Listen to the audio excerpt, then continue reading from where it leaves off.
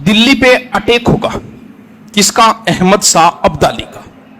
कंधार का बादशाह है और जैसे ही इधर से रवाना हुआ वो अहमद शाह अब्दाली, और सूचना मिली दिल्ली में कि अहमद शाह अब्दाली को सिंधु नदी पार किए में 12-13 दिन हो गए।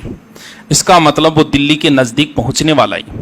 जैसे ही दिल्ली में ये सूचना मिली, क्योंकि इससे पहले भारत में नादिर शाह का अटैक हुआ था और ये नादिर शाह की पुनरावृत्ति होगी भारत में दोबारा। नादिर शाह ने बहुत बड़ा कत्लेआम किया था, तो लोग दिल्ली के डर गए और डर के लोगों ने जाट राज्य में प्रवेश करना शुरू कर दिया, क्योंकि उस समय का शक्तिशाली राजा सूरजमल है। तो दिल्ली की जनता जो है वो मथुरा आ गई, डर के मारे इस क्षेत्र में घुस गई। सूरजमल ने अहमद शाह अब्दाली ने प्रवेश कर लिया दिल्ली के ऊपर, और दिल्ली में बड़ा खतरनाक कत्लेआम शुरू होगा इसका। अब इसने अपनी एक सेना भेजी है सूरजमल के एक क्षेत्र पर कब्जा करने के लिए, जिसका नाम है वल्लभगढ़। सुनेडो नाम कभी? वल्लभगढ़ दुर्ग में सूरजमल का पुत्र था जवाहर सिंह। जवाहर सिंह ने संघर्ष किया, लेकिन बाद में खुद अब्दाली आ गया इस दुर्ग को जीतने के लिए। स्वयं बादशाह का आना बड़ी बात है। जैसे ही अब्दाली आया तो जवाहर सिंह यहां से निकल के मथुरा साइड से पहले अपनी सेना रखती कि अब्दाली को ब्रज नगरी में प्रवेश नहीं करने देंगे। अब अब्दाली यहां से ब्रज नगरी में प्रवेश करने के लिए जा रहा है, तो जवाहर सिंह के पास मुश्किल से 5-1000 जाट थे यहां। तो यहां पर एक बड़ा भयंकर युद्ध हुआ, जिसका नाम था चौमुखा युद्ध। इधर सूरजमल पूर्णतः व्यवस्था किए में भरतपुर दुर्ग, डींग दुर्ग उनको मजबूत करने में लगा। पता है कि अब्दाली का कभी भी अटैक हो सकता है। फिल्में देखिए, पानीपत फिल्म, पानीपत फिल्म नहीं देखी क्या आपने? जिसका विरोध हुआ था, बाद में इसको हटाया भी गया था, ओलो में इसको लगने ही नहीं दिया था। पानीपत फिल्म में क्या हकीकत है और सूरजमल की क्या हकीकत है? क्योंकि पानीपत फिल्म में सूरजमल की छवि खराब करने की कोशिश की गई थी, अगर आपने देखी होगी तो।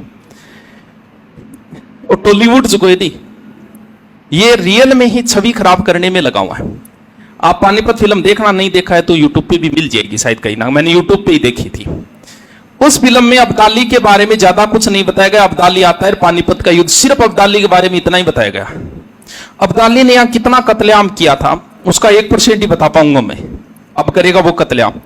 और उस फिल्म में अब्दाली के एक तरीकों तो ढंगो दिखाई दे। देखिए फिल्म, देखना आप। और सूरजमल की छवि खराब करने की कोशिश की गई थी उस फिल्म में, तभी उस पर बैन लगा था। बॉलीवुड पुरानी फिल्म देखिए थे, प्रत्येक फिल्म में अमरीश पुरी ठाकुर बना के छोड़ देता। लोगों के दिमाग में एक ही चीज आ गई कि ठाकुर ऐसे ही होते होंगे। पूरी छवि खराब की उन्होंने। धीरे धीरे आपकी जो है ना माइंड, वो आपका 3री-4थी क्लास से ही चेंज करना शुरू कर देते हैं। 3री क्लास की किताब में लिखा मिलेगा, मैथ की क्लास में, कि मोहन के पास 10 रुपये हैं, उसने 5 रुपये की चॉकलेट खा ली, अब कितने रुपये बचे? अब आपने तो ये सवाल नॉर्मल देखा, बच्चे ने इसको पढ़ा। अब बच्चे के पास 10 रुपये आएंगे, क्या करेगा वो? चॉकलेट ही खाएगा। 3री क्लास से ही हमारा ब्रेन वॉश शुरू हो जाता है। उसकी जगह ऐसा लिखा हो कि मोहन के पास 10 रुपये, 5 रुपये उसने भूखे भिखारी को खाना खिला दिया, अब कितने बचे? कहीं लिखा नहीं मिलेगा आपको। तो शुरू से ही हमारी साइकोलॉजी चेंज कर दी जाती है। ये देखना अब्दाली ने यहां क्या किया। अब्दाली ने अटैक किया, जाट इसका विरोध कर रहे थे, जाट क्षेत्र में प्रवेश नहीं करने देंगे।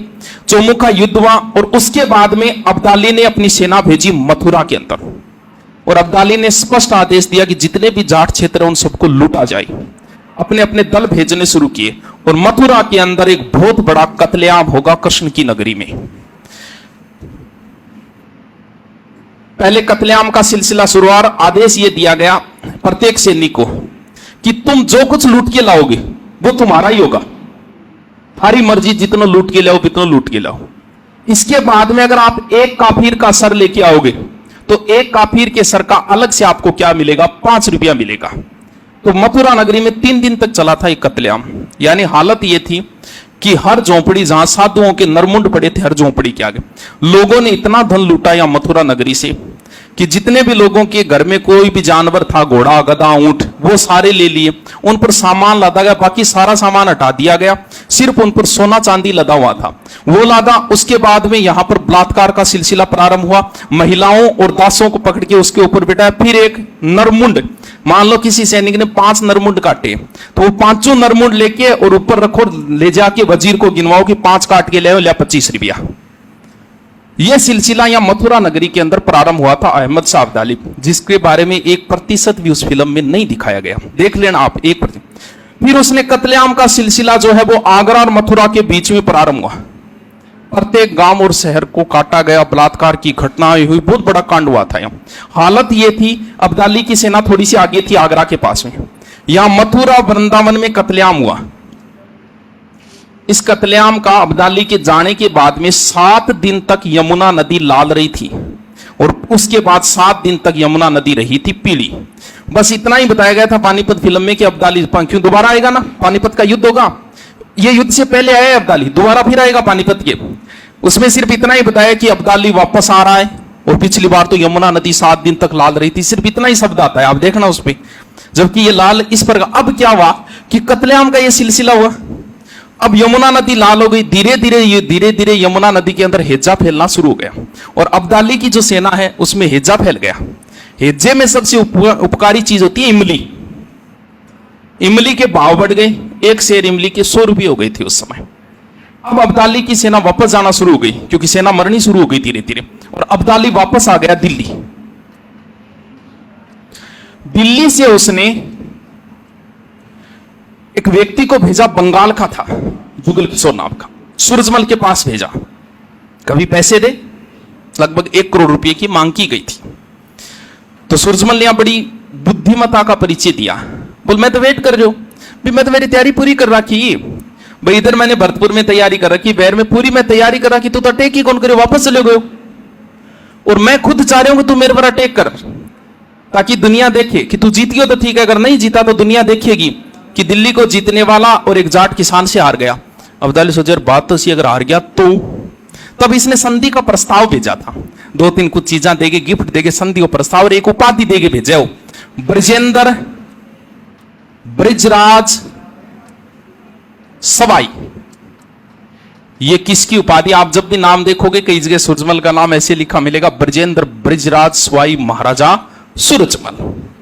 अब वापस रवाना शुरू हो गए अब्दाली, निकलना किधर, अपनी क्षेत्र की ओर।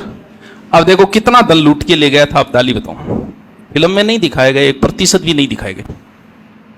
26,000 तो इसके पास घोड़े, गधे और हाथियों के ऊपर सामान लदा हुआ था, 80,000 सैनिकों के घोड़ों के ऊपर सामान लदा हुआ था, और सामान में सिर्फ क्या सोना चांदी रखा है, बाकी काम की चीजें फेंक दी गई है। सैनिक इसके खुद पैदल चल रहे थे, घोड़का पर तो सामान लाद दियो, कुछ महिला वगैरह गिरफ्तार करेड़ी है, कुछ दास करेड़ा है, सैनिक खुद चल रहे थे, क्या पैदल चल रहे थे।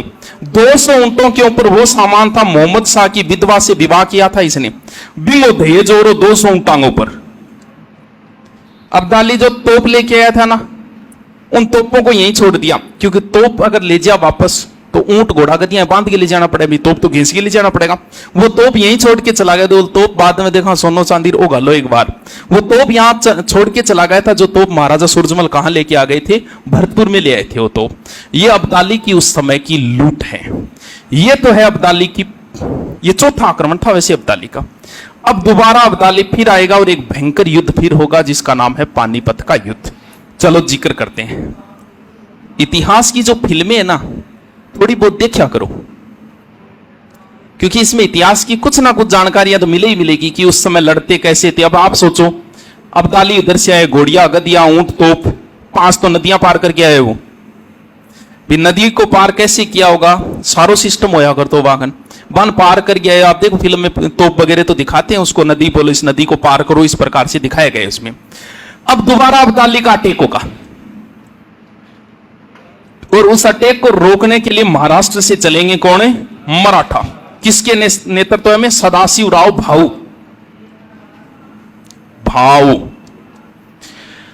अब्दाली पार की, और इधर से मराठा रवाना होंगे और फिर प्रवेश करेंगे भरतपुर के सूरजमल के। फिल्म में क्या दिखाया गया था, जिसका विरोध हुआ उसको बता रहा हूं। फिल्म में यह दिखाया गया था, जिसका सीन थोड़ा सा है था, बाद में काट दिया था, मैंने वो देखी थी, बाद में फिल्म में ये सीन काट दिया गया था। महाराजा सूरजमल फिल्म में ये कह रहे हैं कि मैं तुम्हारी सहायता तब करूंगा तब आगरा अगर मुझे दो, जबकि महाराजा सूरजमल में इतनी योग्यता थी कि वो आगरा को जीत सकते थे। 1761 में पानीपत के बाद में महाराजा सूरजमल ने आगरा को जीत लिया था। इतना दिखाया और सूरजमल हट गई। इस वजह से उस फिल्म का विरोध हुआ कि सूरजमल ने ऐसी कोई शर्त नहीं रखी थी। यहां सूरजमल ने क्या शर्त रखी?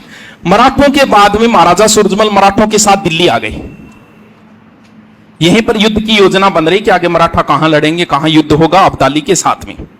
तो महाराजा सूरजमल ने कुछ प्रस्ताव रखे उनके साथ, कुछ शर्तें मान लो, प्रस्ताव मान लो कि देखो इस क्षेत्र के बारे में मैं ज्यादा जानू, बात भी जायज है, मराठा थोड़ी जानते इस क्षेत्र के बारे में, ये क्षेत्र तो महाराजा सूरजमल का है, तो नेतृत्व जो है वो मुझे दिया जाए, यानी नेतृत्व भरतपुर को दिया जाए या फिर इसका सेनापति मुझे बना दिया जाए। पहली सर जायज शर्त है कि भी क्षेत्र के बारे में जानकारी नहीं, ज्यादा नॉलेज है। दूसरी, आप अपने साथ औरतों को ले आए हो, इतनी बड़ी लड़ाई होने वाली है। इसमें सदाशिवराव भाऊ की पत्नी को दिखाया गया फिल्म में पार्वती। आप उन्हें डींग के महलों में छोड़ दीजिए, युद्ध होगा तो वो सुरक्षित वहां रहेगी मेरे यहां, ठीक है। तीसरी शर्त यह कि जनवरी था उस समय, 14 जनवरी को लड़ा गया था पानीपत का युद्ध।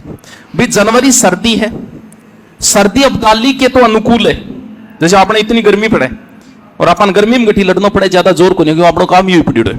और मान लो कोई सर्दी और आदमी आगे, वो गर्मी में कितनी देर लड़ देगो, बोल देखो बिंग लिए तो स्थिति अनुकूल है, लेकिन थारे लिए अनुकूल को नहीं है, क्योंकि अब जनवरी थोड़ा सा युद्ध ने की करके थोड़ा आगे खिसकाओ और मार्च अप्रैल तक ले चलो युद्ध ने, ताकि युद्ध ढंगू लड़ियो जा सके। तीनों शर्तों पर ही सदाशिवराव भाऊ ने ध्यान नहीं दिया तो ये एक प्रकार से महाराजा का अपमान है। तो महाराजा युद्ध भूमि से वापस हट गए और भरतपुर मां के परिणाम की प्रतीक्षा करने लग गए। कहां है सूरजमल? अब भरतपुर में। चलो, अब मराठों की हालत ये की थी कि खाने पड़े, यानी मराठा जो है पानीपत के मैदान में भूखे ही लड़े थे, यानी 2-3 दिन से उन्होंने खाना ही नहीं खाया, क्योंकि खाने की व्यवस्था ही नहीं हो पाई इनके लिए। अब पानीपत का युद्ध हुआ। पानीपत कहां पड़ता है? हरियाणा। कब हुआ? 14 जनवरी 1700। यह युद्ध भारतीय इतिहास के लिए बड़ा महत्वपूर्ण युद्ध था, क्योंकि इस युद्ध के बाद में मराठा कमजोर हो गए और जिसका फायदा किसने उठाया? अंग्रेजों ने। तो भारत के इतिहास का पानीपत का पहला युद्ध भी बड़ा निर्णायक युद्ध था, महत्वपूर्ण युद्ध था। उसके बाद में खानवा का युद्ध भारतीय इतिहास में महत्वपूर्ण युद्ध था। तराइन का दूसरा युद्ध महत्वपूर्ण युद्ध था, और पानीपत। यानी सूरजमल की सेना कहां है? भरतपुर के अंदर। हां, हरियाणा की सर्व खाम पंचायत के 20,000 जाट भी इस युद्ध में लड़े थे। किसकी ओर से? मराठों की ओर से। लेकिन फिर भी एक कहावत प्रचलन है कि जाटों के बगैर किसने पानीपत जीता है, क्योंकि इसमें महाराजा सूरजमल जो है वो भरतपुर आ गए थे। युद्ध हुआ। युद्ध में सदाशिवराव भाऊ मारा गया। युद्ध में विजय हुई किसकी? अब्दाली की। जैसे युद्ध में विजय हुई, यहां से मराठा जो है वो भागना प्रारंभ हुए, और भागेंगे तो फिर कौन से क्षेत्र में प्रवेश करेंगे? भरतपुर, क्योंकि इधर जाट क्षेत्र है। इतिहास का यह पहला ऐसा उदाहरण है, मराठा तो हार चुके हैं बुरी तरीके से। पहला इतिहास का ऐसा उदाहरण है कि किसी व्यक्ति ने हारी हुई सेना की सहायता की है, वरना हारी हुई सेना को हमेशा लूटा ही जाता है। यहां पर पार्वती जो सदाशिवराव भाऊ की पत्नी थी वो भी आ गई थी, सेना आ गई थी, यानी मराठा लगभग 40 से 50,000 मराठा आ गए थे भरतपुर क्षेत्र में। महाराजा सूरजमल की कई पत्नियां, जिनमें एक पत्नी का नाम ध्यान रखना, किशोरी देवी, चौधरी काशी की ये पुत्री थी। इसके बारे में कहानी आती है कि एक बार हरियाणा साइड से थे कि एक बार सूरजमल किसी युद्ध में जीत कर आए रहे थे, तो कुछ बालिकाएं खेल रही थी, जिसमें किशोरी देवी थी। तो महाराजा ने कहा कि भी साइड में हटो, हमारी सेना जा रही है। तब किशोरी ने बड़ी विनम्रता से कहा कि हम तो यहाँ खेलेंगे, आप दूसरी साइड से जाओ। तब उन्हें लगा कि बड़ी बहादुर औरत है, पता किया और विवाह का प्रस्ताव रखा, और चौधरी काशी ने विवाह कर दिया था किशोरी देवी का। किसके साथ? महाराजा सूरजमल के साथ। तो महाराजा सूरजमल अब जाट क्षेत्र में प्रवेश कर चुके मराठा। सूरजमल ने सख्त आदेश दिया कि किसी भी मराठा को नहीं लूटा जाएगा, आपसे जो भी सहायता हो इन मराठों की सहायता की जाए। और पार्वती को भी डींग के महलों में ले आए। पार्वती का भी स्वागत है, ये हारे हुए की पत्नी है पार्वती। अब सर्दी का मौसम, खाने पीने को वैसे ही नहीं, इनकी खाने की व्यवस्था की गई, रजाइयों वगैरह की व्यवस्था की गई। उस समय कहते हैं महाराजा सूरजमल का खर्चा आया था लगभग 10 लाख इतनी व्यवस्था करने में।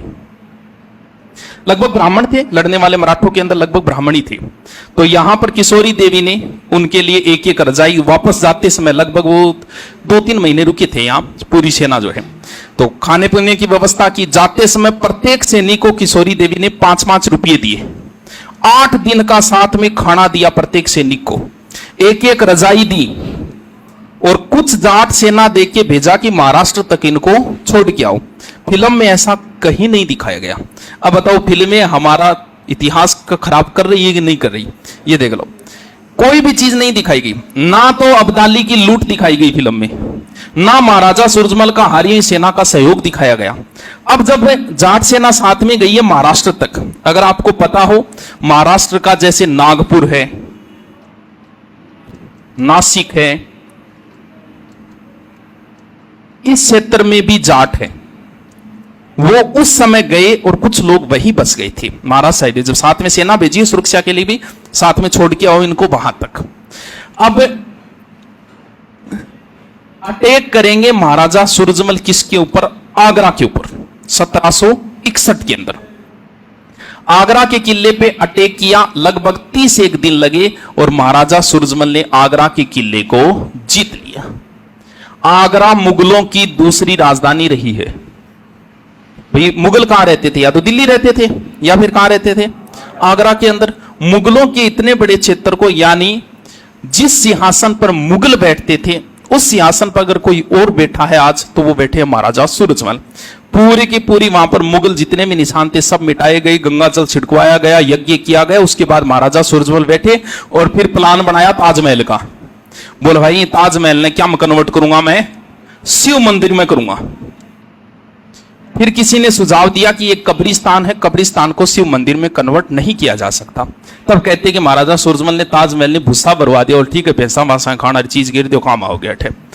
चलो आगरा को भी जीत लिया। अब महाराजा सूरजमल का अंतिम युद्ध है। अब अटैक करेंगे कहां? दिल्ली के ऊपर। दिल्ली को घेर लिया क्योंकि दिल्ली की हालत खराब सी है। मुगलाबाद में दिल्ली को एकदम पतन हो गया। नजीम खान था यहाँ का।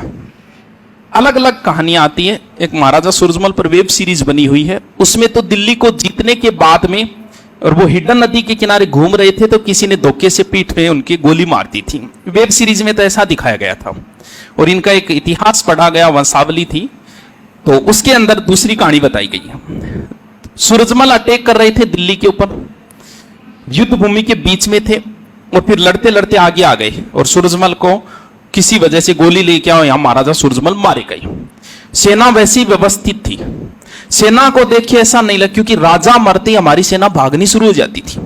सेना को देख के कहीं नहीं लग रहा था कि महाराजा सूरजमल की मृत्यु हो गई। तब किसी ने दी कि नजीम खान जो था, किसी ने दी कि महाराजा सूरजमल मारे गए। बोले हुई करेगी मेरे तो जच्चे को नहीं, जाट मरे जज जानिए जब 13वीं हो जाए। ये कहावत आपने सुनी होगी कहीं ना कहीं।